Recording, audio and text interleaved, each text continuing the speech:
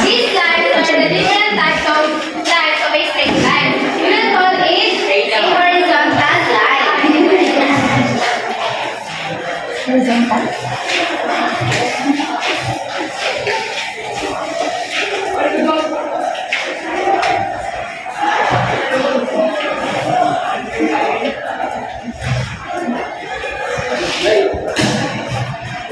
The next is a vertical line.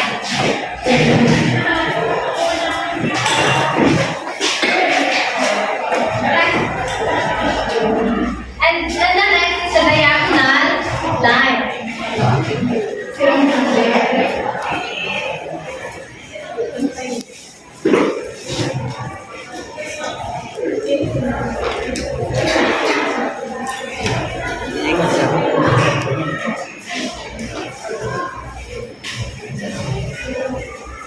Now, can you please observe inside of the classroom kung may nakikita ba kayo na mga ganitong linya?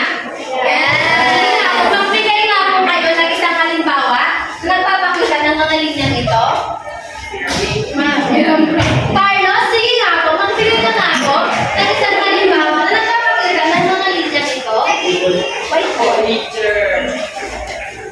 Opo, nagpapakita niya ng horizontal line. Ngayon, may clue pa kayo kung ano nga ba ang ating pag-uusapan ngayong araw na ito?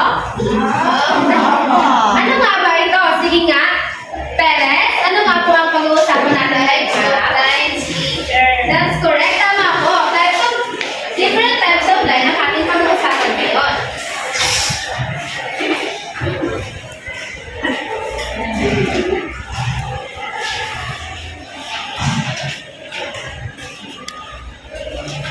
Ang unang linya ay, pakibasa nga po.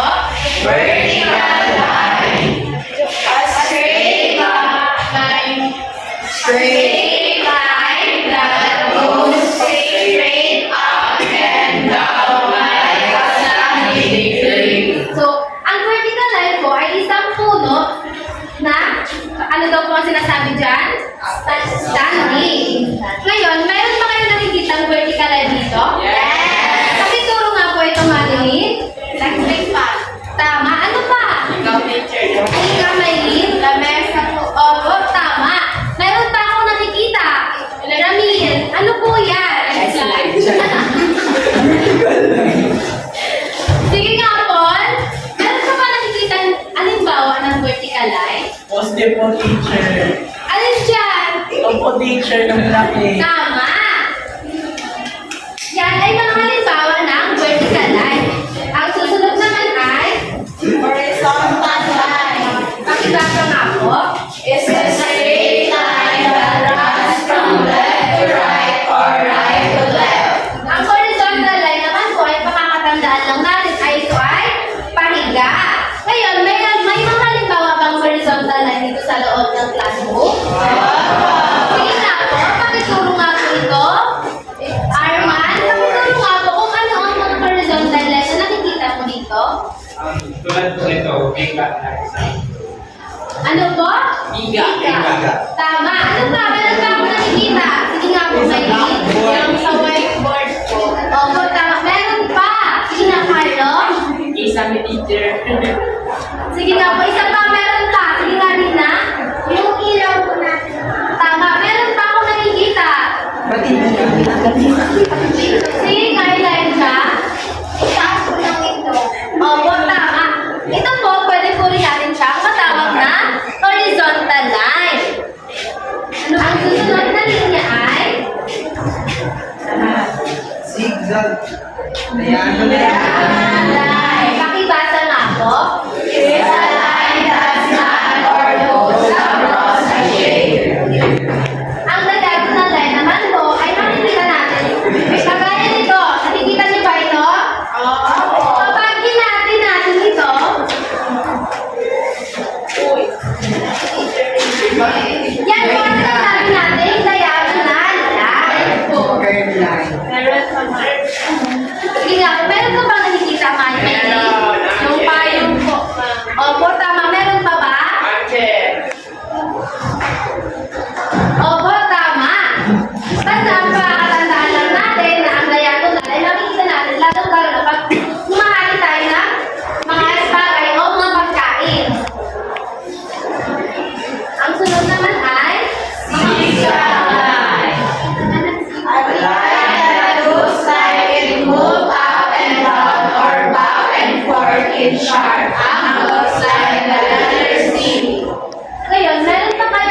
nakikita ang halimbawa dito? Sige nga po, Carlo, kung meron kang nakikita, pwede mo bang isabi yun? Sa ano po, teacher? Silver po, teacher. Up and down. Line? Sige nga po, si Lito, pwede ka ba makapagbigay ng halimbawa ng signal line? Sa ano po teacher sa hagdan? Opo, pwede din po yun. Meron pa, sige nga po. Rami, pwede ka bang makapagbigay ng halimbawa ng zigzag? Wait lang. Yan! Tama po yan. Yan ay nagpapakita ng zigzag line. Makakatandaan lang po natin na ang zigzag line ay pwede din siyang maging represent ng letter G. Ang sunod naman ay curved line. Is the line that bends and acts like a ruler. Pwede ba kayo magbigay ng halimbawa ng curved line? Yes. Sige nga po, Paul. Ito po curve. Tama. Isa po yung halimbawa ng curved line. Basta ang pakakatandaan natin sa curved line, ito ay nag-bend. Sige nga po, Rina. Pwede ba ako makagbigay ng halimbawa? Hair po. Curved hair. Opo, tama po yun.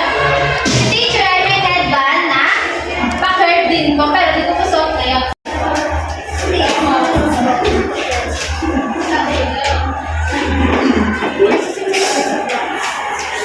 Ngayon, may papakita akong mga larawan at sasabihin niyo kung anong mga klaseng linya ang nagpapaliwanag dito. Sige nga po. Sige nga po, Perez. Ano ba nakikita mong linya? At ano pa po? Ano pa po? Tama. Ito ay nagpapakita ng zigzag line. At ito po, nagpapakita ng curve. At ito po sa gilid, ano po ito?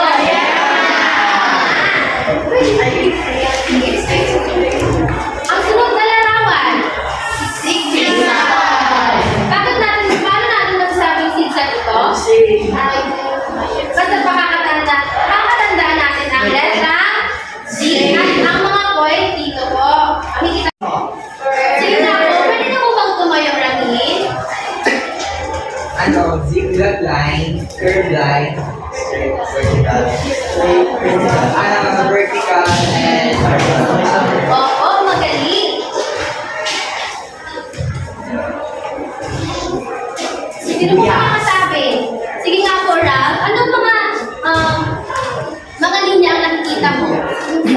Ang nakikita ko ng mga linya sa larawan ay yung pong limang mga linya ng horizontal line, vertical line, at diagonal line, at ang zigzag line, at ang panghuli ay ang ayan. Wala ko palang zigzag. Curved line ko pala yung teachers. Opo.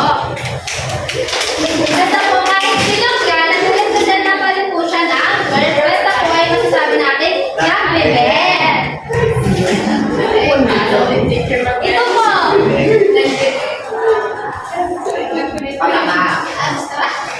Sige nga po, Perez. Ano nga po ito?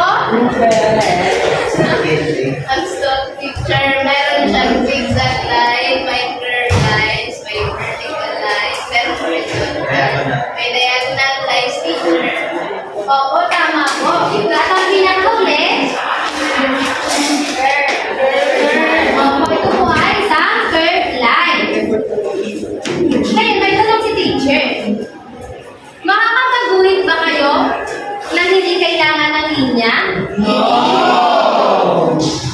Ang kulay lang ba ang gumagawa ng creativity sa pagguhit? Opo, tama po yun. Kasi paano tayo makakapagkulay kung wala ang linya? Kaya may papasagutan si teacher sa inyo. Dalawang grupo lang po.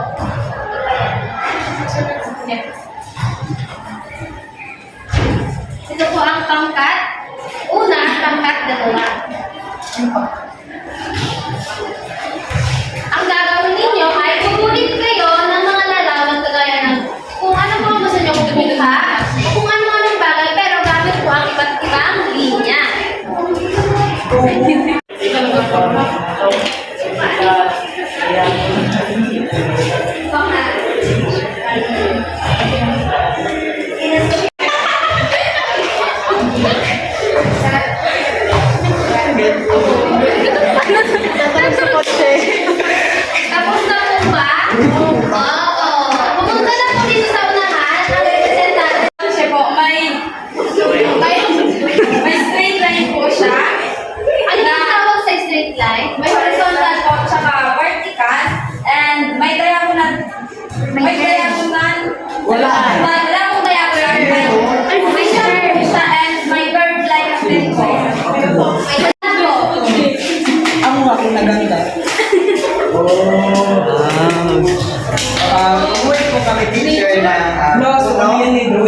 may araw, may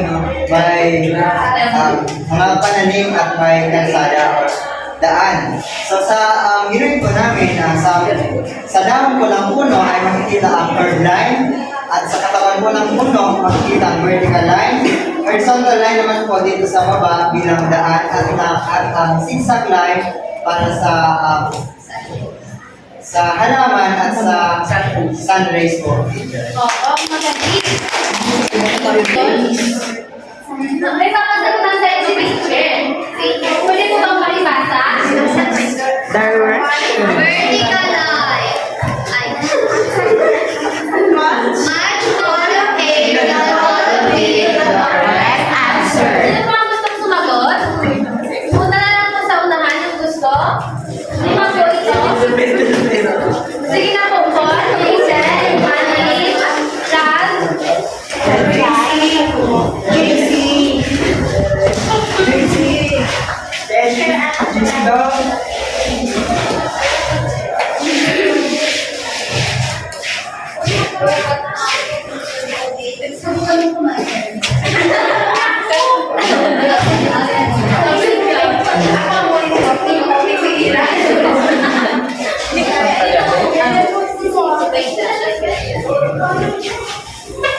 Vertical line, saan po ba ito dapat? Sa corner. Oo, tama. Ang horizontal line. Sa... Ano ba ito? Ang zigzag line. Tama. Ang curved line. Sa rainbow. Ang diagonal line. Basta diagonal. Ngayon,